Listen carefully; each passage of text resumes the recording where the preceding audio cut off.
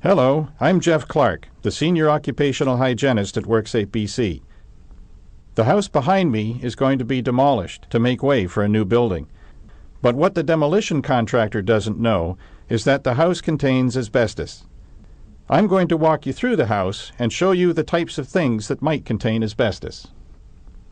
Asbestos is a fibrous mineral that's very tough and resistant to chemicals and heat. Up until the 1980s, it was commonly used in building materials. If these are disturbed, such as when they are drilled, sawed, sanded, or broken up during renovations or demolitions, workers can breathe in asbestos fibers.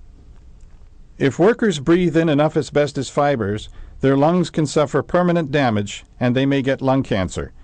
Between 1996 and 2005, more than 380 workers in BC died from an asbestos-related disease. Most of these workers were in the construction industry. Any house constructed before 1980 will probably contain some asbestos products. To protect yourself from asbestos during renovations or demolition, the most important thing you can do is to have the house surveyed by a qualified asbestos professional. He or she will collect samples from suspected building products in the house and have them tested for asbestos. Building materials that do contain asbestos can look identical to materials that don't. The only way to tell the difference is to have the materials analyzed by a qualified lab. In some houses, the asbestos-containing materials can be in poor condition and can pose a risk to the person collecting the samples. This house was vandalized by people looking for scrap metal like copper piping. Both plaster and drywall can contain asbestos.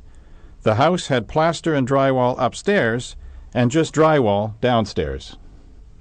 Asbestos-containing drywall filler, or mud, is very common in houses constructed before 1990.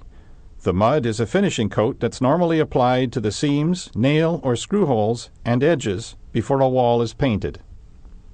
Ceilings with sprayed-on texturing may also contain asbestos. Many flooring materials contain asbestos. Older homes may have several layers of flooring. Here there are 2 layers of vinyl sheet flooring on top of a layer of vinyl floor tile. In this case, both flooring types contained asbestos. The backing of the vinyl sheet flooring contained asbestos. Asbestos was also encased within the vinyl floor tile. Here is a clearer example of asbestos-containing vinyl floor tile from another house. Fireplaces may contain asbestos boards or pads below the mantel or hidden at the back of the fireplace. Artificial embers and ashes in gas fireplaces may also contain asbestos. Houses can be heated by a furnace or boiler, and this equipment, especially older boilers, may be insulated with asbestos. Seams in metal ducting are often covered with asbestos tape. Ducts and piping may also be wrapped in asbestos insulation. These photos are examples from other houses.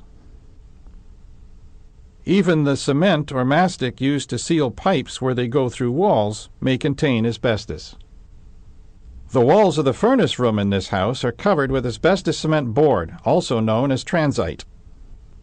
Most attics in BC are insulated, and this insulation may contain asbestos. Sometimes there's more than one layer of insulation. Here, pink fiberglass insulation is on top, and a loose insulation is beneath. Loose insulation, particularly vermiculite, may contain asbestos. You can see the asbestos fibers in this vermiculite sample that's under a microscope. Even the outside of the house should be checked for asbestos products, including the putty around older windows. Although it was not found on this house, asbestos cement siding was a commonly used material. Asbestos is also found in various roofing materials, including asphalt roofing paper and asphalt shingles. Concrete block walls are hollow, and the spaces may have been filled with the same type of asbestos-containing vermiculite insulation you could find in an attic. For your safety, any asbestos-containing materials that are found during a worksite survey must be removed by workers who are trained in asbestos removal and wear protective clothing and a respirator. Unless you're properly trained, don't try it yourself. This contractor was lucky. Only the flooring and the cement board and mastic in the furnace room contained asbestos. These materials can easily be removed by trained professionals. Before you work on a house, ask if it has been properly surveyed for asbestos. Take care, and thanks for watching.